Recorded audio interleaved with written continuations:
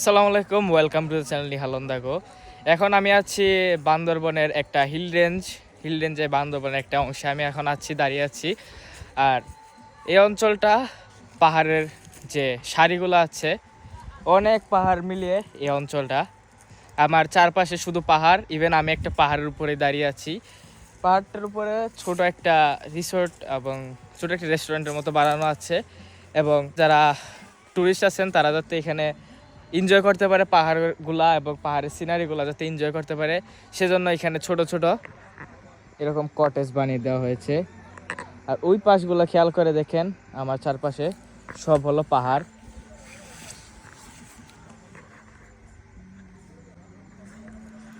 এবং এখানে একটা যাত্রী ছাউনি ছিল, এই জায়গাটার মধ্যে একটা যাত্রী ছাউনি ছিল, এটা ভেঙে গিয়েছে পাহাড় ধসের কারণে, হয়তো বা ভেঙে গিয়েছে। যত দূর চোখ যায় এখানে আপনারা বান্দরবনের পাহাড় দেখতে পাবেন, বান্দরবনের সৌন্দর্য এখানে আপনারা দেখতে পাবেন। এবং দেখেন এই জায়গাটার সৌন্দর্য, আর ওইদিকে হলো সূর্যটা। আর আধা ঘন্টা 1 ঘন্টার মধ্যে সানসেট হয়ে যাবে। এবং এটা হলো নিচে নামার রাস্তাটা, আর কি ওই যে কটেজগুলোর মধ্যে যাওয়ার রাস্তাটা। বেশ সরু একটা রাস্তা, সাবধানতা অবলম্বন করতে হয়। যদি অসাবধানতাবশত আপনারা নিচে পড়ে যান তাহলে দেখেন কোথায় যাবেন আপনারা। এটা হলো একবারে পাহাড়ের নিচু জায়গাটা, এবং এগুলো হলো সেই সুন্দর কটেজগুলা।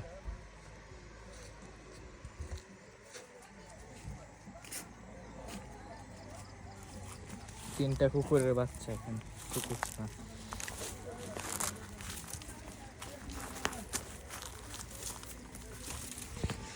চলেন সামনে যাই, এগুলো এখন আমার পিছু করতেছে।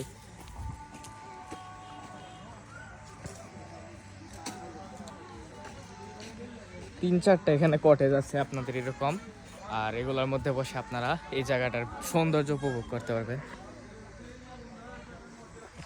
চলেন একটাতে আমরা গিয়ে ঢুকে দেখি।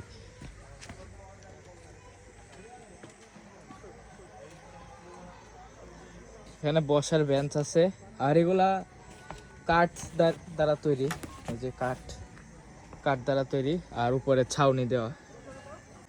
আরেকটা জিনিস আপনাদেরকে দেখাই, সেটা হলো এই যে পাহাড়ের যে কিনারগুলো আছে, এই জায়গাগুলোর মধ্যে আপনারা কলা গাছ দেখতে পাবেন অনেকগুলা।